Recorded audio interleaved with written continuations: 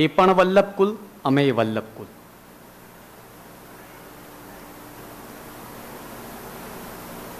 આ સામાન્યત્વ મારા બેયમાં એક સરખો છે, કોઈ ફરક નથી.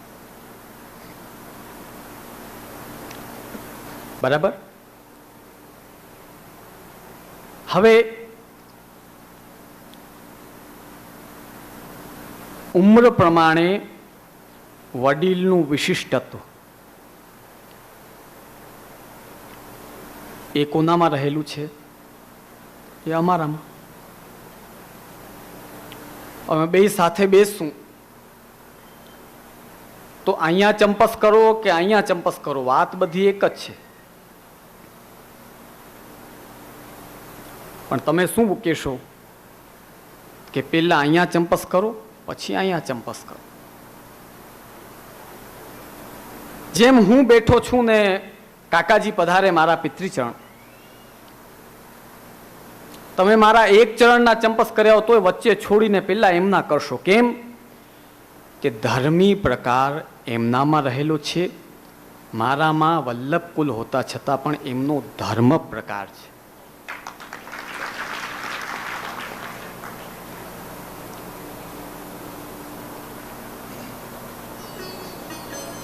અને આ હું નથી કહી રહ્યો,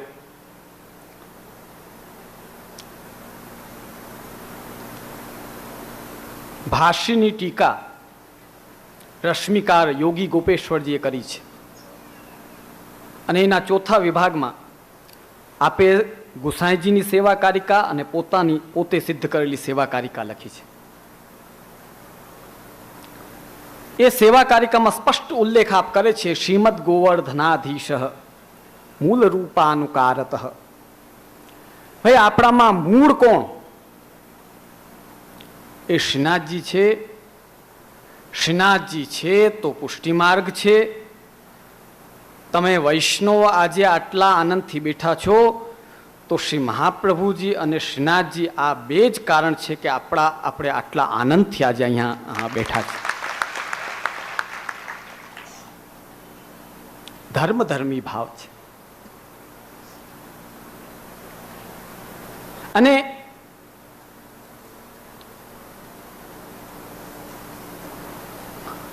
વૈષ્ણવના સ્વરૂપમાં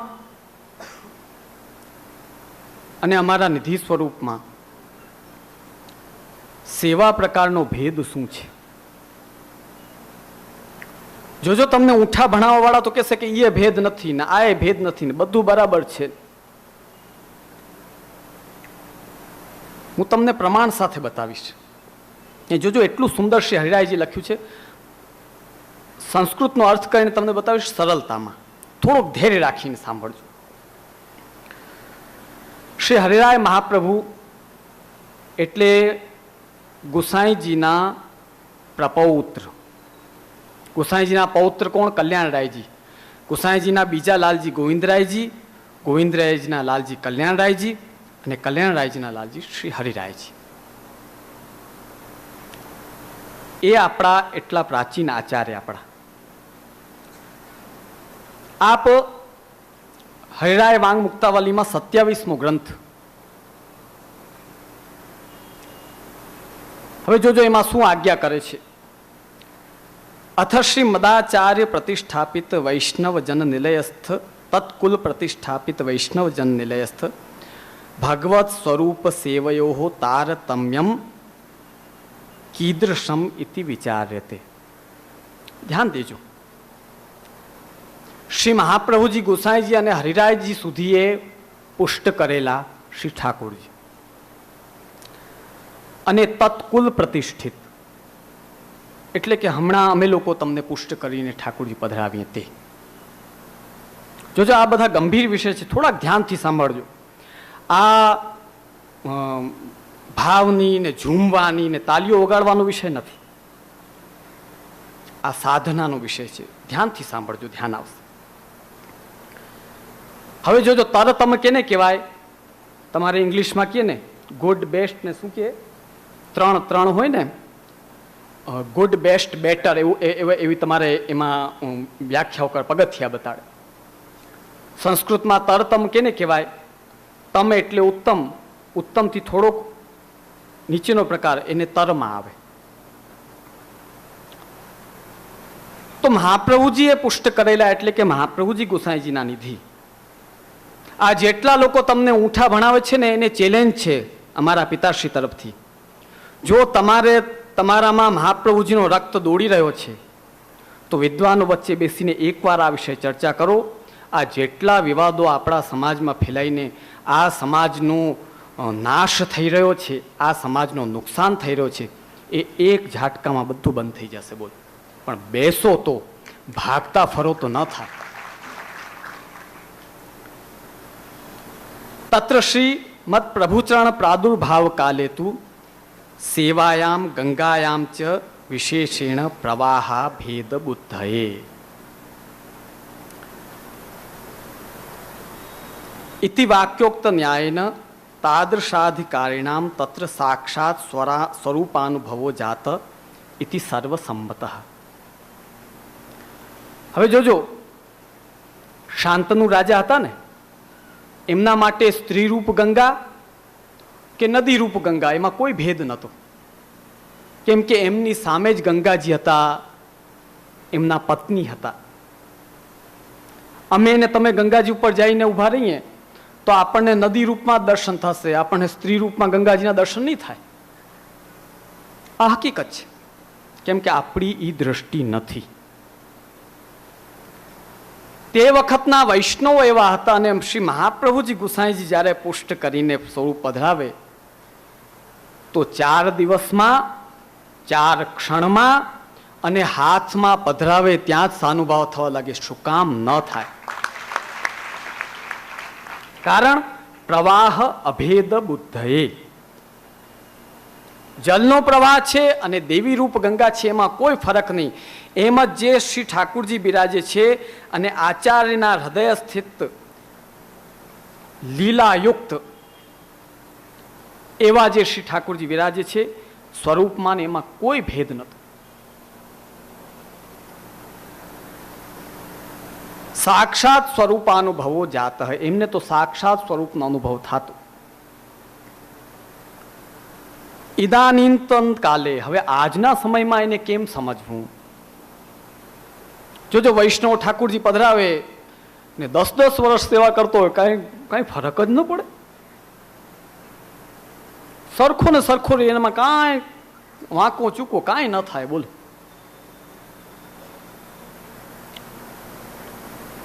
ઇદાનીંતન કાલે તત્પ્રતિષ્ઠાપિત સ્વરૂપે તત્કુલ પ્રતિષ્ઠાપિત સ્વરૂપે ચેદાનીંતનાનામ કયા રીત્યા સંબંધ વિચાર. આજના સમયમાં હવે કઈ રીતે થાય? તમે બધા કયો, કેટલા લોકો કહે બસ ઠાકુરજી પધરાવો, ઠાકુરજી પધરાવો, આચાર નહીં રાખો તો ચાલે, અપરસ નહીં રાખો તો ચાલે, ગોટા કરશો તો ચાલશે.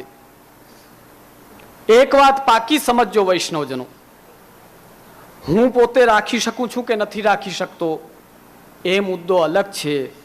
આજનો સમય એવો છે કે એમાં જો આચાર્ય મર્યાદા શ્રી મહાપ્રભુજીના સિદ્ધાંત વિના, મહાપ્રભુજીની આચાર મર્યાદાનો ત્યાગ કરીને તમે કંઈ પણ કરતા હો ને ઈચ્છો કે ઠાકુરજી તમને અનુભવ કરાવે, તો એક વાત 100% સમજો, તમને આજના કાલમાં આડેધડ કરશો તો ઠાકુરજી અનુભવ નહીં કરાવે ને નહીં જ કરાવે.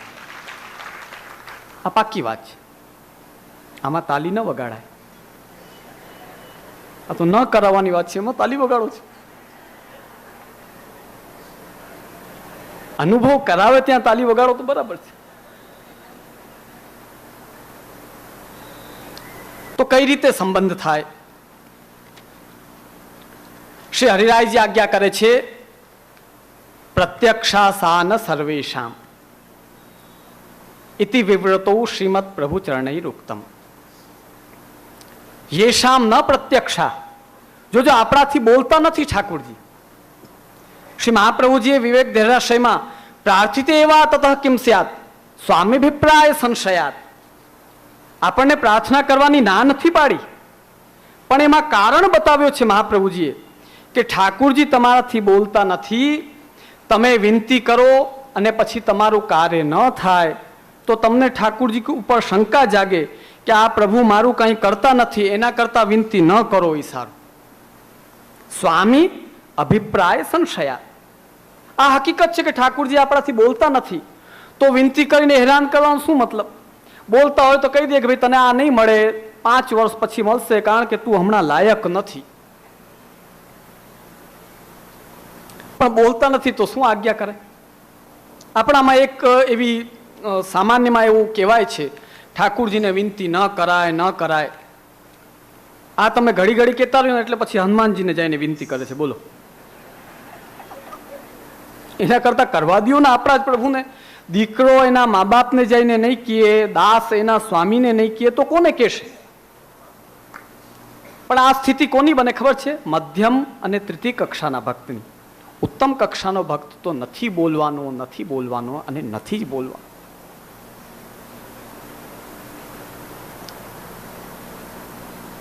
ક્યારે નથી બોલવાનું?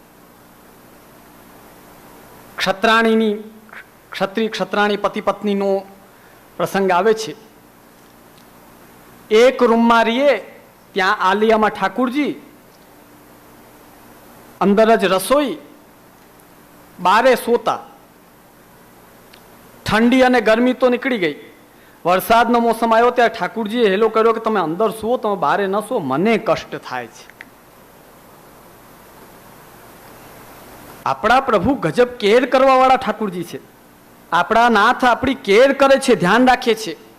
સમોહમ સર્વભૂતેષુ નમે દ્વેષ્યોસ્તિ ન પ્રિય યે ભજંતિ તુ મામ ભક્ત્યા મયી તે તેષુ ચાપ્યહમ. શ્રીમદ ભગવદ્ ગીતા 9મા અધ્યાયમાં સમોહમ સર્વભૂતેષુ, હું પ્રાણી માત્ર માટે સમાન છું, સૂર્યની જેમ. નમે દ્વેષ્યોસ્તિ ન પ્રિય, આ મને ગમે ને આ ન ગમે નહીં, એવું કંઈ નથી. યે ભજંતિ તું મામ ભક્ત્યા, પણ મને પ્રેમ જ ન કરે તો મારે એને કેમ પ્રેમ કરવું? જે મને પ્રેમ કરે છે હું એને પ્રેમ કરું જ છું, એમાં કોઈ શંકાને સ્થાન નથી. તો શ્રી ઠાકુરજી આપણાથી બોલતા નથી. પ્રત્યક્ષા સાન સર્વેશામ તેષામ અપી યા દેવતા રૂપા શાસ્તિ તત્સંબંધાનુભાવેન સર્વત્ર તજ્જલે પ્રાકામ્યમ પ્રકૃષ્ટ કામના વિષયત્વમ શ્રદ્ધા વિશેષપૂર્વક સ્નાનાદિ વ્યવહારો ભવતી. હવે જો સમજો, ભલે યમુનાજી આપણાથી બોલતા નથી છતાં પણ તમે જાઓ છો તો પાન, પૂજન, સ્નાન બધું કરો છો ને? કેમ કે આ કરો એટલે કૃપા થાય. તો આજના જીવે શું વિચારવું? ભલે ઠાકુરજી બોલતા નથી, પણ મહાપ્રભુજીની મર્યાદા રાખીને જો તમે સેવા કરતા રહેશો તો ઠાકુરજી એક ને એક દિવસ તમારા ઉપર કૃપા કરશે, તેમાં કોઈ શંકાને સ્થાન નથી. જેમ યમુનાજી નથી બોલતા છતાંય પૂજન કરો છો કે નહીં? ઇતિ દ્રષ્ટાંત ન્યાયેન ઇદાનીંતનામપી તત્પ્રતિષ્ઠાપિત સ્વરૂપસ્ય તદુક્ત માર્ગ મર્યાદયા તથા જ્ઞાનપૂર્વક અછિદ્ર સેવયા દેહાંતે અનુગ્રહ બલેન અલૌકિક દેહે જાતે પુરુષોત્તમ આવિર્ભાવ યોગ્યતાયામ જાતાયામ તદ આવિર્ભાવો ભવતી. આજના જીવો પણ જો એ મર્યાદાનું પાલન કરશે તો એમની સેવા ઠાકુરજી અંગીકાર કરવાના છે. તદા પ્રેમાસક્તિ વ્યસન ક્રમાનુસારેણ ભવતી ભવિષ્ય. હવે બીજો પ્રકાર આવ્યો. જોજો, ઘણા એવા લોકો છે કે જેમને જ્ઞાન નથી.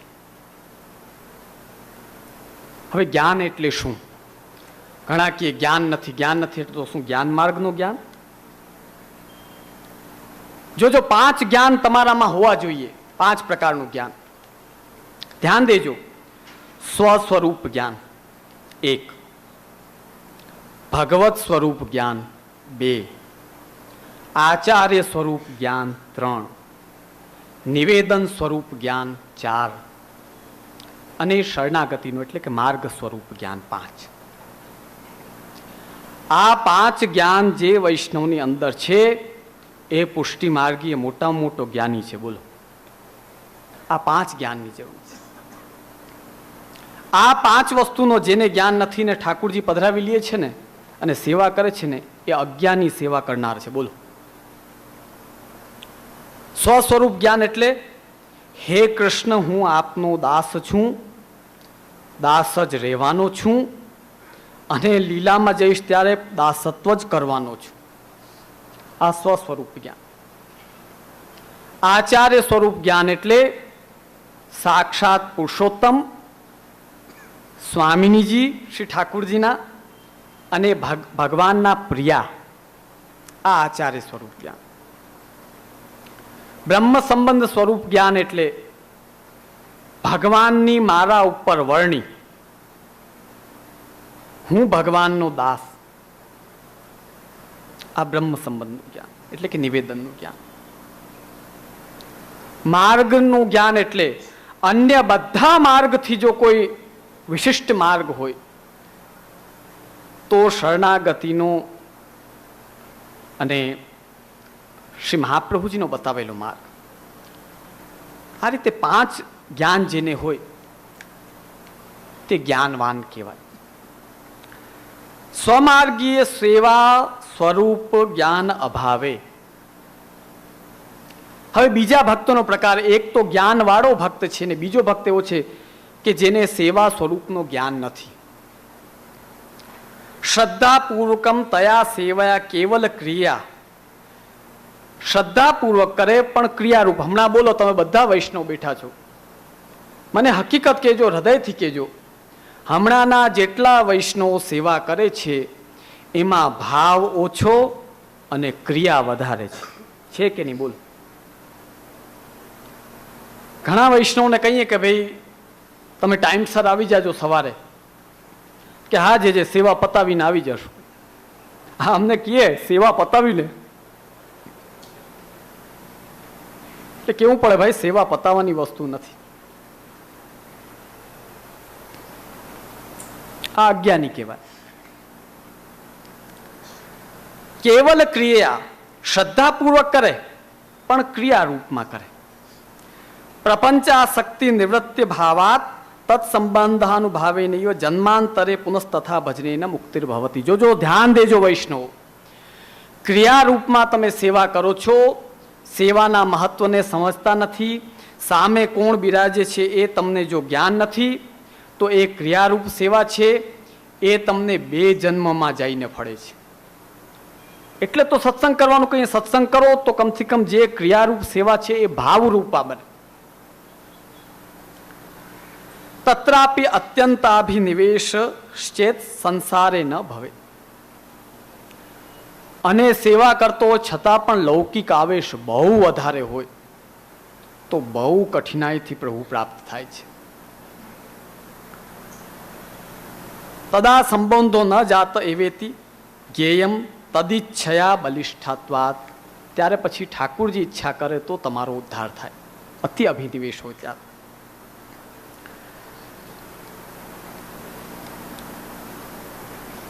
તદિચ્છયા બલાત કારણાત દેહાંતે પૂર્વોક્ત પ્રકારના સેવા ફલમ ભવતી ઇત્યત્ર ન કિંચિત અનુપપન્નમ. હવે ધ્યાન દેજો વૈષ્ણવજો, અહીંયા સ્પષ્ટ હરિરાયજી 2 પ્રકાર જ વ્યવસ્થિત બતાડે છે. હવે જો આજે આ બહુ સ્પષ્ટ વાત કરું છું, અમારા નિધિ સ્વરૂપના ખાલી તમે દર્શન કરો ને તો એ નિધિ સ્વરૂપ શ્રી મહાપ્રભુજી ગુસાઈજીના પુષ્ટાવેલા એમના નિધિ છે. 84 વૈષ્ણવ 252 ભગવદીઓએ ભાવ ભાવિત રૂપમાં સેવા કરેલી છે. અમારી હવેલીએ આવીને ખાલી દર્શન કરો ને તોય એ તમારી આધ્યાત્મિકી સેવા છે. અને ક્રિયા રૂપે ઘરે ભલે તમે ઠાકુરજીને ના સ્વરૂપ સેવા કરતા હો, જે અમારા પુષ્ટ કરાવેલા છે, એ આધિ ભૌતિકી સેવા છે. એવો ઉલ્લેખ શ્રી હરિરાયજી કરે છે, હું નથી કહેતો. એટલે અમે કહીએ કે તમે ભલે ઘરે આનંદથી સેવા કરો, ગ્રહ સેવા ગલત નથી, એ તો કરવી જ જોઈએ, પણ ગુરુના ઠાકુરજીના દર્શન કરો, નિધિ સ્વરૂપના દર્શન કરો, ત્યારે તમારી સેવા આધ્યાત્મિકી અને સંપૂર્ણ ફલીભૂત થાય છે. એના વગર સેવા સંપૂર્ણ ફલીભૂત નથી થતી. એટલે કોઈ પણ ઊંઠા ભણાવતા હોય એમના મોઢા ઉપર આ સ્વરૂપ તારતમ નિર્ણય ગ્રંથ એક પ્રકારની થપ્પડ છે કે અહીં નહીં જવાનું, ત્યાં નહીં જવાનું. બિલકુલ અસત્ય, બિલકુલ झूठ. હમણાં જ એક મેં દીક્ષિતજી મહારાજશ્રીનો એક લેખ વાંચ્યો. દીક્ષિતજી મહારાજશ્રી એટલે મુંબઈવાળા શ્યામ મનોહરજીના પિતા. એ આપ સ્પષ્ટ ઉલ્લેખ કરે છે કે વૈષ્ણવના ઘરે ઠાકુરજી બિરાજે, ગોસ્વામી બાલકની હવેલીમાં ઠાકુરજી બિરાજે, કે વૈષ્ણવો એકત્રિત થઈને સામાજિક હવેલી, આવો નામ શ્યામ મનોહરજીના પિતાએ આપેલો છે, મારો નહીં, એમાં પુષ્ટિ પ્રભુ બિરાજે. ત્રણેય જગ્યાએ એ પુષ્ટિ સ્વરૂપ જ છે, એમાં કોઈ બીજો પ્રકાર આવતો નથી. એટલે પુષ્ટિમાર્ગી હવેલીમાં પુષ્ટિમાર્ગી વૈષ્ણવોએ દીક્ષિતજીની આજ્ઞા પ્રમાણે સામાજિક હવેલી હોય, ગુરુદેવનું મંદિર હોય કે પુષ્ટિમાર્ગી વૈષ્ણવના ઘરે ઠાકોરજી બિરાજતા હોય, સર્વત્ર પ્રેમ પૂર્વક દર્શન દંડવત આદિ કરવા જોઈએ. તમારું એમાં કશું બગડતું નથી કે કશું જાતું નથી કે કોઈ તમારી નુકસાની થતી નથી. યસ્તુ સ્વમાર્ગીય સેવા સ્વરૂપ જ્ઞાન ભાવવાન માર્ગ રીત્યા શ્રદ્ધયા યથા કથંચિત સ્વરૂપ સેવામ કરોતિ તત્સેવાયા કેવલ ભૌતિકત્વાत् લોકાર્થી ચેત ભજેત કૃષ્ણમ ઇતિ ન્યાયસ્ય જાતત્વાत् સર્વથા ક્લિષ્ટો ભવતિ.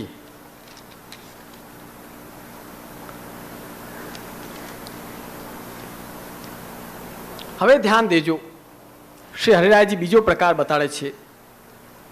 તત્કુલ પ્રતિષ્ઠાપિત સ્વરૂપસ્ય, એટલે અમે બધા તમને પુષ્ટ કરીને આપીએ. હમણાં તમારા ઘરે લગભગ કયા ઠાકોરજી બિરાજતા હોય? બધાને ત્યાં અમારા પુષ્ટ કરેલા. યસ્તુ તત્કુલ પ્રતિષ્ઠાપિત સ્વરૂપસ્ય તદુક્ત માર્ગ મર્યાદયા સર્વભાવેન સર્વદા યાવત જીવમ સેવામ ચેત કુર્યાત તદા તાદૃશસ્યાપી સ્વાધિકારાનુસારેણ દેહાંતે પૂરોક્ત ફલમ ભવતિ. પ્રિય વૈષ્ણવજનો, હવે સમજો અત્રૈવ ભેદો જ્ઞેય. અહીંયા હવે ભેદ ઉપર ધ્યાન દો. શ્રીમદ પ્રભુચરણ પ્રાદુર્ભાવ કાલે સ્વરૂપ બલે નૈવ સેવાયા આધિદૈવિકત્વાદ દેહાંતે સ્વાધિકારાનુસારેણ નિત્ય લીલા પ્રવેશ ઇતિ સિદ્ધાંત. ત્યારે સેવા આધિદૈવિકી હતી. એ સ્વરૂપો અમારી માથે બિરાજે છે. ઘણા લોકો કહે કે ભાઈ હવેલીમાં જાઓ તો તમને શું મળે? ખાલી દર્શન. મહામૂર્ખો છે, મહામૂર્ખો. દર્શન કઈ સામાન્ય વસ્તુ છે? આસક્તિનો પાયો જ બે વસ્તુમાં રહેલો છે, દર્શન અને શ્રવણ. આ બે વસ્તુમાં પાયો છે. ગાંધારીની જેમ આંખમાં પટ્ટી બાંધીને બેસો તો તમને આસક્તિ ન થાય. ગાંધારીની આસક્તિ કઈ રીતે થતી ખબર છે? શ્રવણ કરી કરીને. એને કોઈ દી દુર્યોધનનો પહેલા મોઢો નહોતું જોયું. પહેલી વાર એને શક્તિ આપવા માટે એણે પટ્ટી હટાવી અને નજર કરી કે આ મારો દીકરો છે. ત્યાં સુધી તો ખાલી સાંભળી સાંભળીને જ રાજી થતી કે મારો દીકરો આવો, મારો દીકરો આવો. આસક્તિનો પાયો જ દર્શનમાં રહેલો છે. જો તમે દર્શન નથી કરતા તો કંઈ નથી કરતા. બોલો,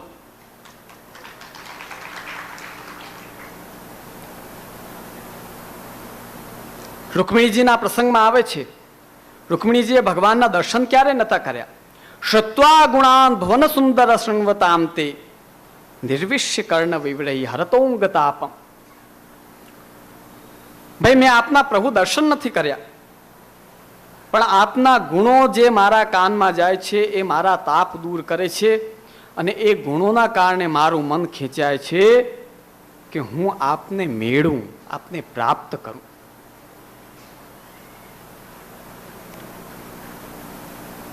તો પ્રિય વૈષ્ણવજનો, ઇદાનીંત કાલે માર્ગ મર્યાદયા તથા જ્ઞાનપૂર્વક સેવા કરને ઉદ્વેગાદિ પ્રતિબંધક અવશ્યમ ભાવિત્વેન સેવાયા ન આધિદૈવિકત્વમ. પ્રિય વૈષ્ણવજનો, એક વાત પાકી સમજો. બસ સેવા કરો, સેવા કરો, સીધા પધરાવી દેવા તું કર, આ વસ્તુ નથી. પ્રિય વૈષ્ણવજનો, માર્ગ મર્યાદાનો ખ્યાલ રાખો, આચાર વિચારનો ખ્યાલ રાખો, જેટલું ઉત્તમ પ્રકારે થાય સેવા કરો. આ રીતે કરશો તો તમારી સેવા આધ્યાત્મિકી બનશે. જો જેમ તેમ કરશો તો એ સેવા આધિ ભૌતિકી. જો સમજો મહાપ્રભુજી વખતે આધિ દૈવિકી સેવા, એ સ્વરૂપો અમારી પાસે બિરાજે છે, ત્યાં તમે દર્શન કરો એટલે તમારી સેવા આધ્યાત્મિકી થાય. તમારા ઘરે સેવા બિરાજે છે ત્યાં ક્રિયારૂપમાં કરો તો આધિ ભૌતિકી સેવા છે. પણ જો માર્ગ મર્યાદાને ધ્યાનમાં રાખીને કરો તો તે સેવા આધ્યાત્મિકી બને છે. અને આધ્યાત્મિકી સેવા બને તો તમને ફલ મળવાની સંભાવના છે.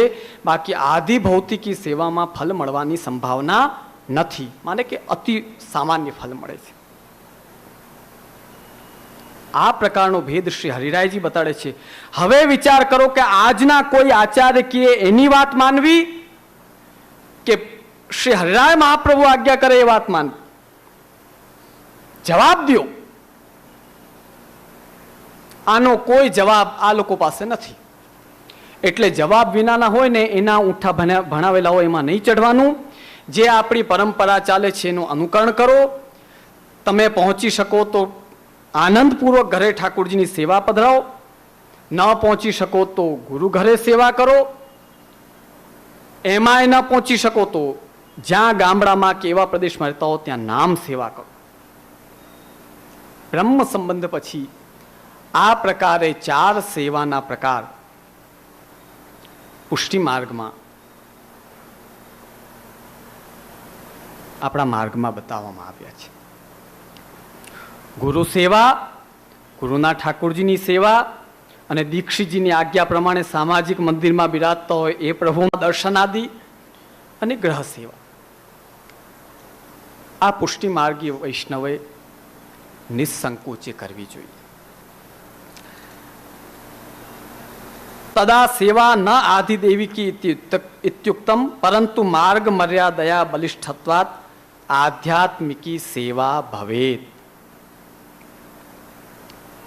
હવે આ મારા કોઈ ઘરની વાત નહીં, તમારે જેને વાંચવું હોય શ્રી હરિરાય વાંગતવલીમાં શ્રી હરિરાયજીનો સ્વરૂપ તારતમ્ય નિર્ણય, અને એમાં આગળ આપ સ્પષ્ટ આજ્ઞા કરે છે ભગવત સ્વરૂપ અને સેવામાં શું ભેદ હોય. હું સ્પષ્ટ કહું છું કે તમારા ઘરે પણ પરબ્રહ્મ બિરાજે છે, પણ આધિદૈવિક ભાવ ભાવિત સેવાથી પુષ્ટ નિધિ સ્વરૂપ છે એ મુખ્ય છે. એમના દર્શન આદિ વૈષ્ણવ કરે એનાથી જ વૈષ્ણવ પુષ્ટ બને છે. અને ઘરે પણ ઠાકુરજી એની સેવા પ્રસન્નતાપૂર્વક સ્વીકાર કરે છે. હું તો અહીં સુધી કહીશ કે અમારા જ ઠાકુરજીના પ્રતિનિધિ સ્વરૂપ તમારા ઘરે બિરાજે છે, અન્ય નહીં. અને એટલે જ તમારે દોડીને અમારા મંદિર આવવું પડે છે. અને હું આ વાર્તાજીના પ્રમાણથી સિદ્ધ કરવા તૈયાર છું. શ્રી ગોસાઈજીના સેવક કૃષ્ણ ભટ્ટજી આ પોતાના ઘરે ઠાકોરજીની સેવા કરતા હતા. અને વસંત પંચમીનો ઉત્સવ આવ્યો.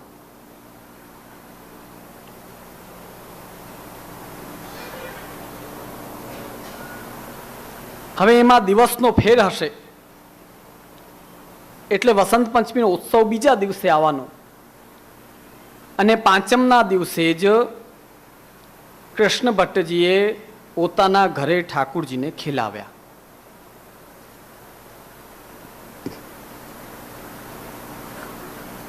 શ્રી ગોસાઈજીએ દર્શન કર્યા કે મહારાજ આ શું, આજે તો હજી વસંત પંચમી નથી, કેમ ખેલ્યા? ત્યારે આજ્ઞા કરી છે કે તમારા સેવકે મને ખેલાવ્યો છે. વાર્તાજીમાં આવે છે કે ગોસાઈજીએ લખી રાખ્યો દિવસ, અને કૃષ્ણ ભટ્ટજી આવ્યા ત્યારે કહ્યું કે કૃષ્ણ ભટ્ટ तुमने अब के वसंत पंचमी कब मनाई? क्यारे करी तमे वसंत पंचमी? त्यारे एमणे जवाब आप्यो कि प्रभु मैं पांचम ने करी. श्री गोसाईजी आज्ञा करी कि भाई केम एम कर्यु? उत्सवनो प्रकार जोवो, ज्यारे समय होय उत्सव होय त्यारे ज मनावो. तमे त्यां घरे खेलाव्या ने अहींया श्रीनाथजी खेल्या. बोलो હવે શ્રીનાથજીના પ્રતિનિધિ રૂપમાં જ બિરાજે છે ને ઘરે.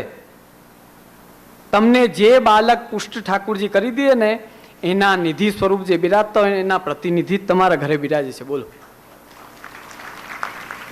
એટલે સિદ્ધાંત એવી રીતે થાય કે જ્યારે ગામમાં જો બાલક કે ન બિરાજતા હોય તો તમે આનંદથી ઘરે સેવા કરો. જો ગામમાં નિધિ સ્વરૂપ બિરાજતા હોય તો અવશ્ય નિધિ સ્વરૂપ સન્મુખ જઈને વધારે ન થાય તો અઠવાડિયે એકવાર તો દર્શન અવશ્ય કરવા જોઈએ. અહીંયા તમારી આ ભૂમિના અહોભાગ્ય છે કે શ્રી બાલકૃષ્ણ પ્રભુ બિરાજે છે અને સર્વ પ્રકારનું સુખ વૈષ્ણવને આપી રહ્યા છે. અવશ્ય કરવા જોઈએ.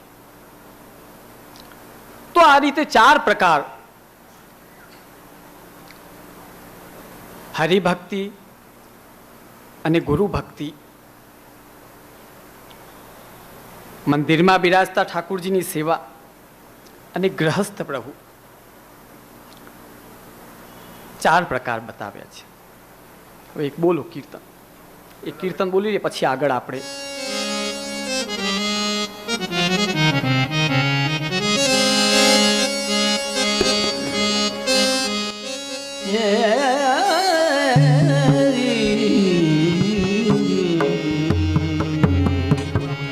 देखे ही सुख हो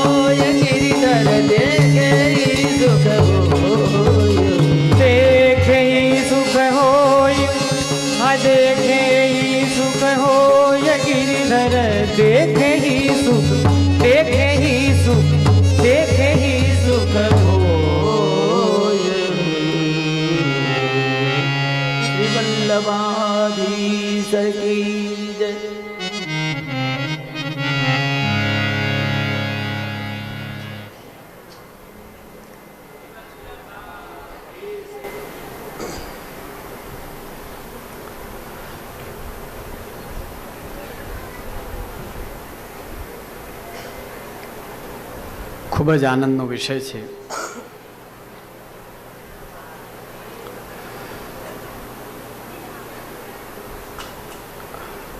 મથુરા હાલોલ વાળા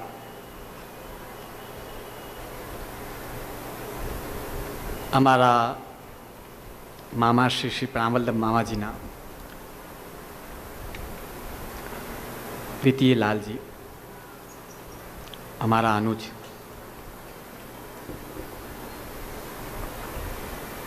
જય વલ્લભ બાવા પધાર્યા છે.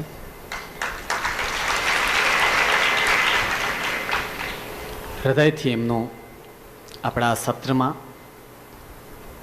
ખૂબ ખૂબ સ્વાગત છે.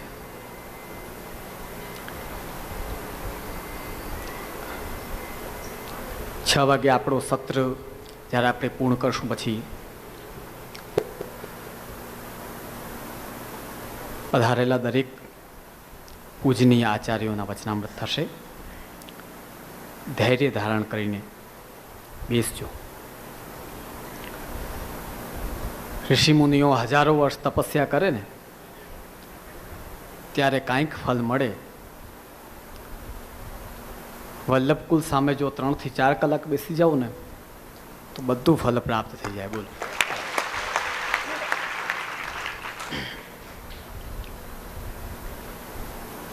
આપણે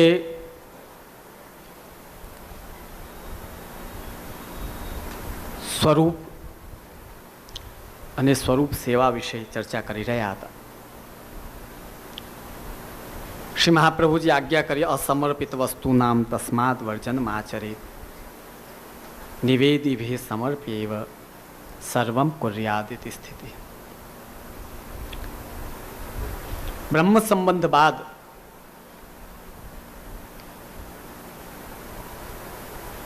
સમર્પિત ગ્રહણ કરવાની મહાપ્રભુજીની આજ્ઞા છે. અને તે પુષ્ટિ પ્રભુનું સમર્પિત હોવું જોઈએ, અન્ય દેવનું નહીં. આ હું મના નથી કરી રહ્યો. હારિત સ્મૃતિમાં કૃષ્ણ ભક્ત માટે હારિત ઋષિ બહુ સ્પષ્ટ કહે છે, નાન્યમ દેવમ નમસ્કુર્યા, નાન્યમ દેવમ નિરીક્ષયેત, નાન્યમ પ્રસાદમ અદ્યાચ્ય, નાન્ય દાયતનમ વ્રજેત. પ્રિય વૈષ્ણવ, તમે સંબંધમાં બધે જતા હો, અમે મના નથી કરતા, સંસારમાં રહ્યો તો જવું પડે. અને ઘણીવાર આપણા પુષ્ટિમાર્ગી વૈષ્ણવ જ હોય એ પણ જરૂરી નથી. સગા સંબંધી તો બધા પ્રકારના હોય. તમને ક્યાંકથી કોઈ અન્ય દેવનો પ્રસાદ હાથમાં દે, અથવા તો જેમ કે તમે અન્ય કોઈ માર્ગીઓની સપ્તાહમાં ગયા હો તો સપ્તાહમાં એવો નિયમ હોય કે સપ્તાહના મંડપની બારે એક જણ ઊભો હોય ને જે આવે એના હાથમાં પ્રસાદ દે. હવે જો કે મર્યાદા માર્ગની એવી મર્યાદા છે કે તમે મંત્ર બોલીને જે નૈવેદ્ય ધરો એ દેવતાઓ ખાલી નજર કરે,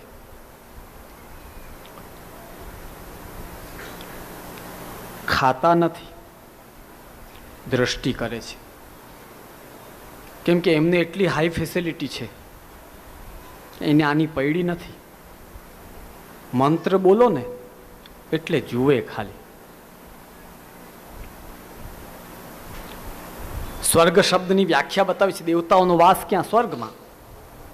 ન ચ દુઃખેન સંભિન્નમ ન ચ ગ્રસ્તમનંતરમ અભિલાષોપનીતમ યત તત્પદમ સ્વપદાસ્પદમ.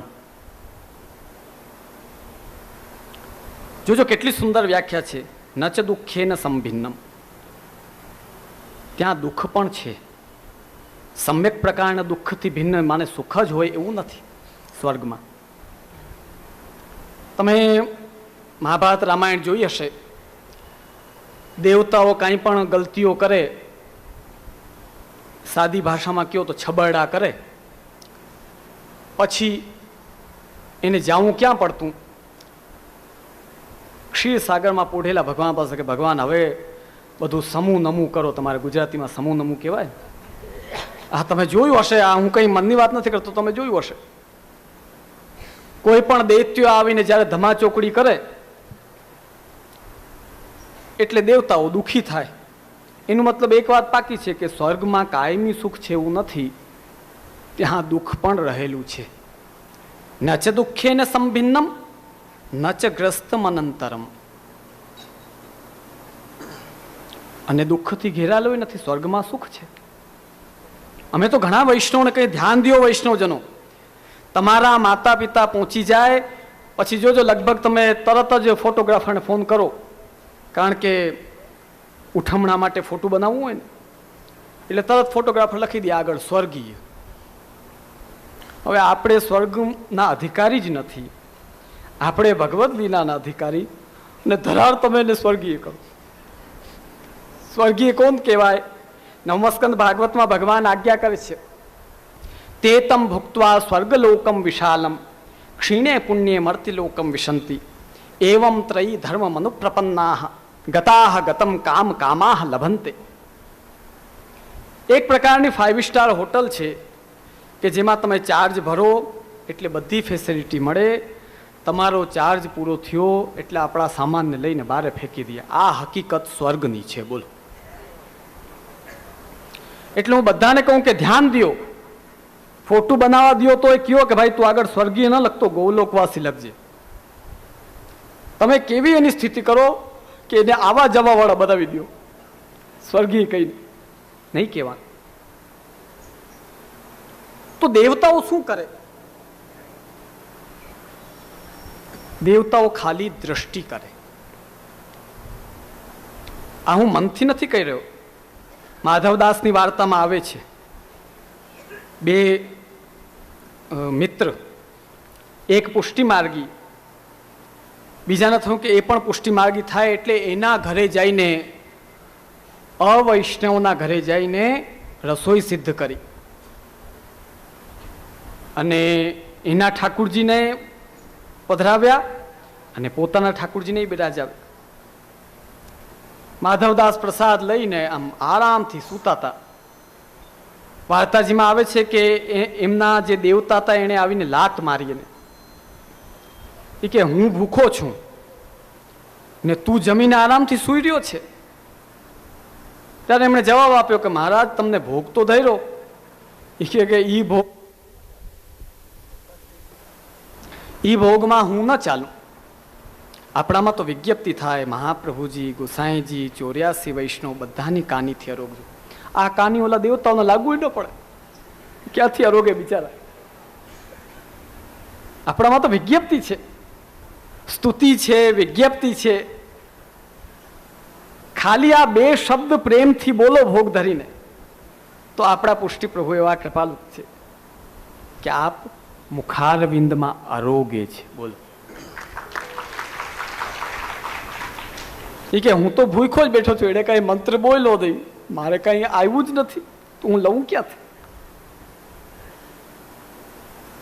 એટલે વિજ્ઞપ્તિથી દેવતાઓને કાંઈ ફરક નથી પડતો. આપણે જે આપણી સ્તુતિ કરીએ એનાથી એને નથી પડતો ફરક,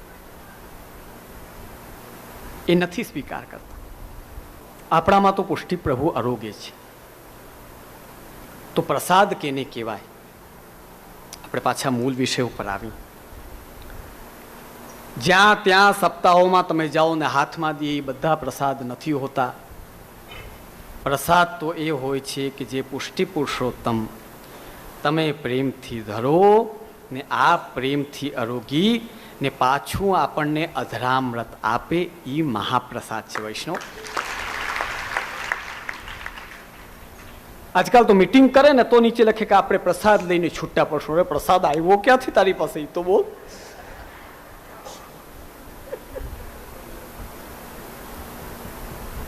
તો તમને ક્યાંય પણ આવી રીતે હાથમાં પ્રસાદ દેવામાં આવે તો એ આપણા પુષ્ટિ પ્રભુનો નથી.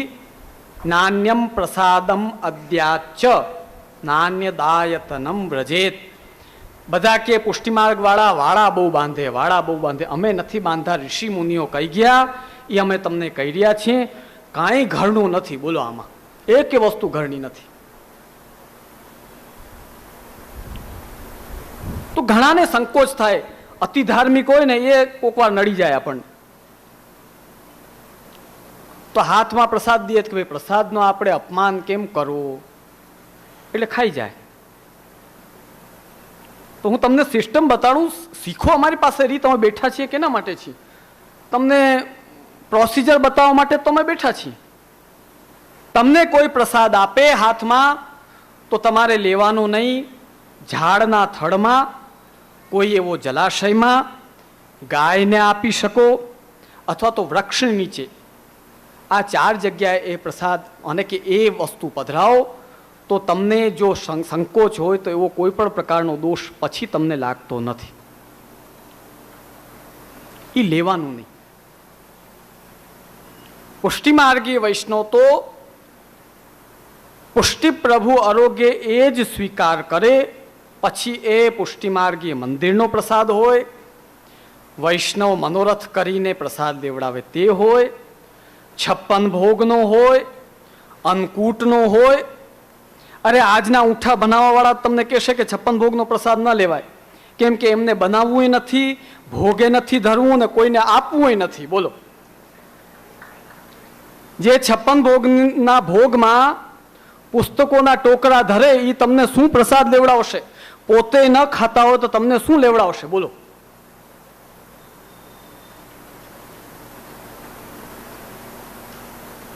તો ભગવત પ્રસાદ એ સેવા ન હોય તો વિજ્ઞપ્તિ કરીને લ્યો, ચરણામૃત પધરાવીને લ્યો, સાક્ષાત ભોગ ધરીને લ્યો. આ બધા પ્રકાર છે. અરે અહીં સુધી કે તમે વસ્ત્રો લાવો ને નવા, તો કંઈ પેન્ટ શર્ટ ને આ વસ્તુ કંઈ ઠાકુરજીને અંગીકાર ન કરાવી શકાય. અમારા લોકોની મર્યાદા છે, બાળકોને બધાને ખબર છે કે અમારા નવા ધોતી ઉપર આવે, ઠાકુરજીના ચિત્રજીને ચરણમાં અડાડીને પછી અમે ધારણ કરીએ. એ શું છે અડાડવું? એટલે પ્રભુ આપના ચરણમાં અડાડીએ એટલે પ્રસાદી થયા, અને એ પ્રસાદી જ લેવાનું. તમે ઘરે જે અમને ધોતી ધરાવો એ તો ગુરુરેવ ભગવાન, ભગવાન એવ ગુરુ, એ ન્યાયથી તમે ધરાવો એટલે તમને દોષ નથી પડતો અને અમને દોષ નથી પડતો. બાકી જ્યારે અમારે પહેરવાનો સમય આવે ત્યારે કમથી કમ વિજ્ઞપ્તિ તો થવી જોઈએ. ચિત્રજીના ચરણમાં અડાવીને વિજ્ઞપ્તિ તો કરીએ કે પ્રભુ આપ અંગીકાર કરો.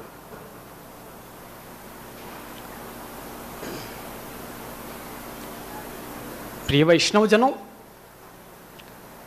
બ્રહ્મ સંબંધ પછી સમર્પિત લેવું જોઈએ, અને તેના માટે પૂર્ણ પ્રયત્ન કરીને આ દેહ ઠાકુરજીની સેવામાં લાગે તે માટે આનંદપૂર્વક બધા વૈષ્ણવો ગ્રહ સેવા કરો. હવે જોજો, ઓલા ઊંઠા ભણાવવાવાળા છે ને, અમારી આટલી ક્લિપ લઈ ને એ નાખશે કે જો હરિરાયજીના લાલજી વલ્લભ બાબા કહે છે ગ્રહ સેવા કરો, મંદિરે ધક્કા ખાવાની જરૂર નથી. આવા ઊંઠા ભણાવવાવાળા છે. બોલો, ખાલી આટલી ક્લિપ મારી અલગ કાઢશે, પછી એ વોટ્સઅપમાં મૂકશે અને નીચે લખશે કે જો હરિરાયજીના લાલજી વલ્લભ બાબા આજ્ઞા કરે છે ગ્રહ સેવા કરો, અને પછી ઘરનું એમાં શું જોડશે ખબર છે? કે મંદિરે ધક્કા ખાવાની જરૂર નથી. અમે આમ નથી કહેતા, અમે તો સ્પષ્ટ કહીએ છીએ, શ્રીનાથજી જાઓ, 7 સ્વરૂપોમાં જાઓ, જ્યાં જ્યાં નિધિ સ્વરૂપ બિરાજતા હોય ત્યાં જાઓ, ને ઘરે પણ પ્રેમપૂર્વક સેવા કરો. આ જ પુષ્ટિ સિદ્ધાંત છે.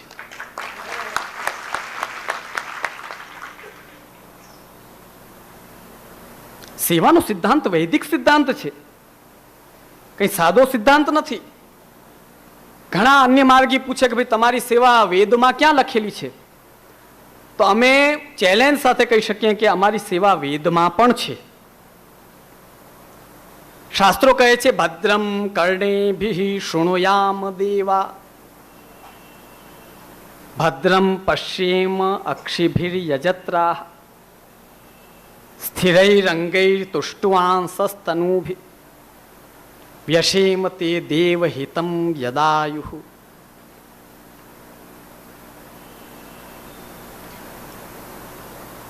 ભદ્રમ કર્ણેભિઃ શૃણુયામ દેવા. આ વેદની શ્રુતિ છે, મારી ઘરની શ્રુતિ નથી. ભાઈ કાયમી આ દેહથી શું કરો?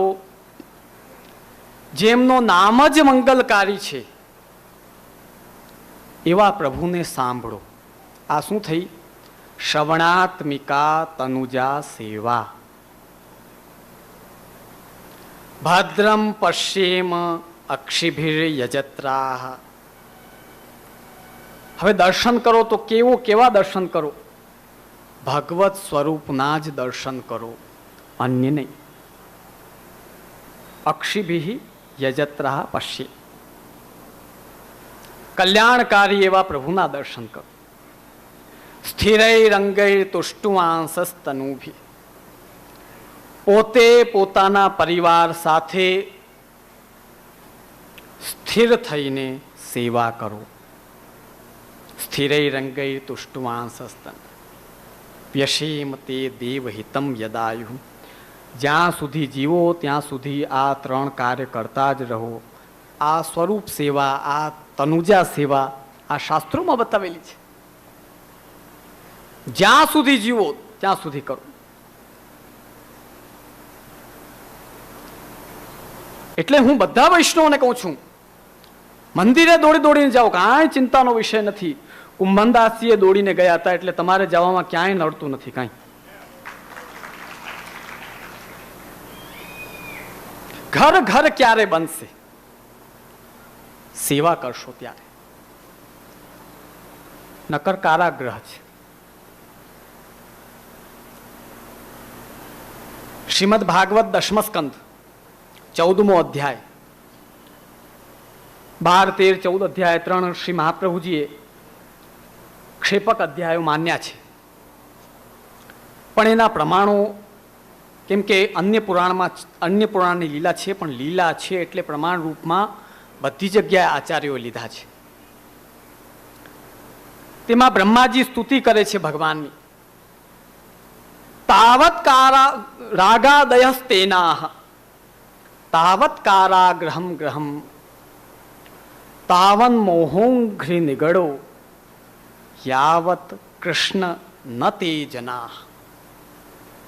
કેટલી સુંદર આજ્ઞા કરી છે. જુઓ, રાગ એટલે પ્રેમ. હવે જોજો, પ્રેમ શું છે? સંસારનો પ્રેમ એ માયારૂપ છે. હવે અહીં તમારો જો એક પ્લોટ કોક દબાવે કે એના માથે કબજો કરે તો તરત આપણી માયા જગે, હાય હાય મારો પ્લોટ. પાકિસ્તાનમાં કોઈ પ્લોટને દબાવે, આપણે સમાચારમાં સાંભળીએ તો કાંઈ ફરક ન પડે આપણને. એની સાથે આપણી માયા જોડાયેલી નથી તો કાંઈ પાકિસ્તાનનો પ્લોટ નથી રહેતો એવું નથી. એ બિચારો પ્લોટ તો છે. અંદરનો જે રાગ છે ને સંસારમાં, ઈ માયારૂપ છે. તાવદ રાગાદયસ્તેનાહ. જોજો, ભગવાને આપણને પ્રેમ શેના માટે આપ્યો છે ખબર છે? પ્રભુમાં લગાડવા પ્રેમ આપ્યો. આપણે ત્યાંથી એની ચોરી કરી ને સંસારમાં લગાવીએ છીએ. બોલો, આ લગાડવું એ આપણે એક મોટામાં મોટી ચોરી કરી રહ્યા છીએ કે નહીં? ચોરી છે કાયદેસર. સંસારમાં લગાડવાની ના નથી. જે ઠાકુરજીના છે એ બધામાં પ્રેમ કરો. વૈષ્ણવજનો કેમ પ્રિય છે? શ્રી હરિરાયજીએ કહ્યું કે કરું બિછોના. આ હરિરાયજી આજ્ઞા ક્યારે કરી? આ પ્રેમ કોઈ સાદો મનુષ્યનો કે માનવનો કે એની સંપત્તિ, સુખ કે મોઢાનો પ્રેમ નથી.